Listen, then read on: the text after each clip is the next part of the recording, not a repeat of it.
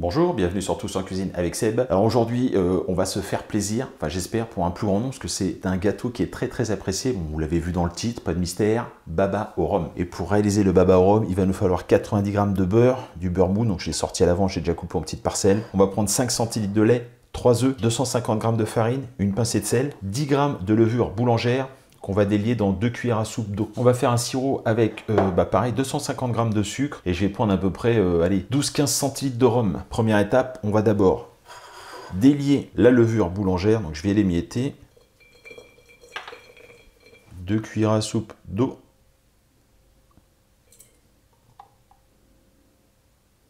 Je vais prendre l'équivalent de 2 belles cuillères à soupe de farine.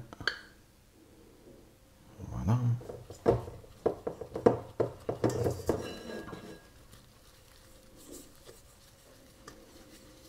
On couvre avec un linge humide, on va laisser comme ça pendant 30 minutes. Une demi-heure s'est écoulée, on va rajouter le reste de farine, une belle pincée de sel, on rajoute les œufs, le troisième œuf, on va rajouter tout de suite les 5 centilitres de lait, on va le mettre sur le robot. Alors pour cette préparation, j'utilise la feuille, on peut mettre le crochet aussi hein, si vous voulez. À mettre le robot en petite vitesse. Voilà. Et je vais rajouter le beurre.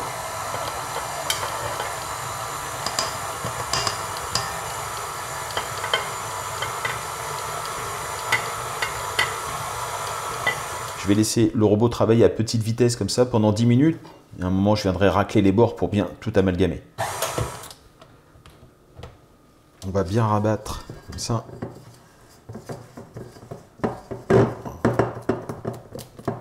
On va couvrir avec un linge humide, on va laisser lever pendant à peu près 45 minutes. Ça ne va pas beaucoup lever, c'est pas bien grave, on va bien travailler la pâte après. On la mettra dans le moule. Alors, je ne vous ai pas parlé du moule, mais il vous faut un moule avec une cheminée au milieu comme ça. Alors, c'est pas un moule à baba, mais ça marche très bien, en plus ils sont très jolis. Donc un moule à cheminée, on viendra déposer la pâte dedans, et là on va la laisser vraiment très bien gonfler. Pas mal levée quand même. Alors, elle est très liquide, donc il va falloir bien fariner le plan de travail.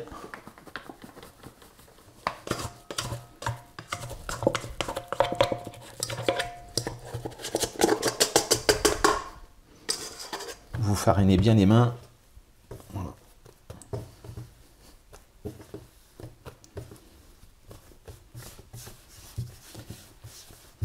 Et voilà, alors si elle a tendance à coller, vous récupérez ça avec la corne. Voilà. Hop là, on récupère.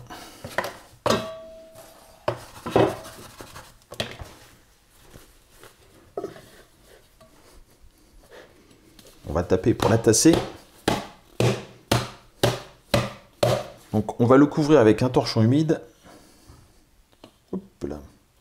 Et on va le laisser dans un endroit vraiment tempéré. Il faut vraiment que ça gonfle. Ça peut prendre pas mal de temps suivant la température de la pièce. On peut mettre dans un four si vous avez une fonction maintien au chaud, 30 degrés par exemple. Ok, c'est parti pour minimum 1 heure. Ça peut monter jusqu'à 3 heures, voire plus. Et voilà, pour la lever. Maintenant, on va enfourner. On va enfourner dans un four à 200 degrés pour à peu près 30 minutes. On surveille et voilà le gâteau. Alors, il va falloir le démouler. En principe, ça devrait se démouler facilement. Voilà. Impeccable.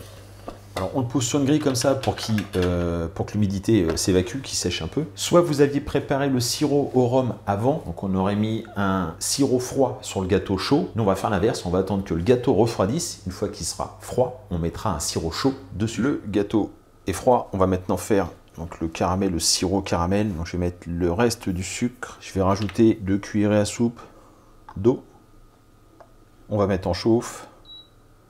Et là, j'ai mesuré à peu près 13 centilitres de rhum, donc du rhum brun. Voilà, le caramel, ça va être bon. Dès que le rhum est chaud, on va le verser. Voilà, il est chaud. Voilà, on va le verser. Voilà.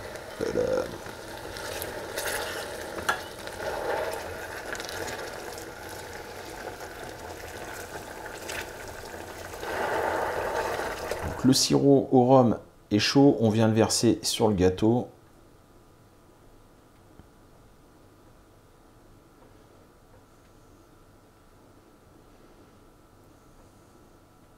Je vais le remettre dans la casserole et ainsi de suite. On va imbiber comme ça au fur et à mesure. J'ai réchauffé encore mon sirop et c'est reparti. J'ai remis le gâteau dans le moule. On fait des trous comme ça sur le dessus. Avec un couteau, avec un cure-dent, avec ce que vous voulez. Voilà, une fois qu'on a fait les trous, on vient verser le sirop dessus. Une fois qu'il a absorbé un maximum de jus, on va le mettre dans son plat de service. Voilà. Faut pas le laisser trop longtemps parce que sinon si ça fige, après on aurait peut-être des difficultés pour le démouler. S'il y a besoin de le réimbiber un petit peu, vous remettez une petite lichette de rhum ou sinon vous faites un petit mix rhum, eau, sucre pour le réimbiber. Nous on n'aime pas qu'il soit trop imbibé, juste ce qu'il faut. Pour la suite, vous allez faire soit une chantilly, soit une crème pâtissière avec des fruits, sans fruits, vous faites un peu comme vous voulez. Je vais vous montrer juste à la fin, on va faire une crème chantilly parce qu'on adore ça avec le baba au rhum. Donc une crème chantilly toute simple. On va attaquer la chantilly. J'ai mis 60 g de mascarpone, 30 centilitres de crème liquide entière.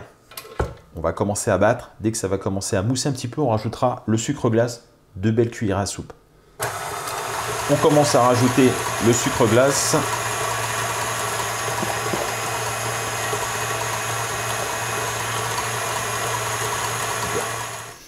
Si vous voulez quelque chose d'un peu plus sucré, vous rajoutez un peu de sucre.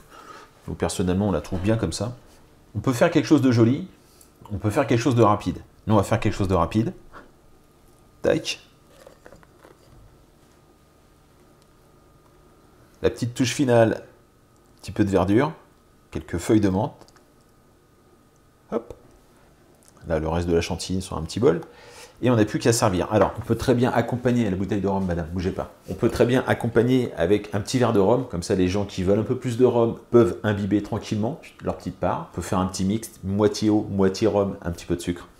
On peut laisser comme ça. Voilà, écoutez, j'espère. Petit coup d'œil quand même. Ça faisait longtemps qu'on n'a pas fait des beaux plans comme ça.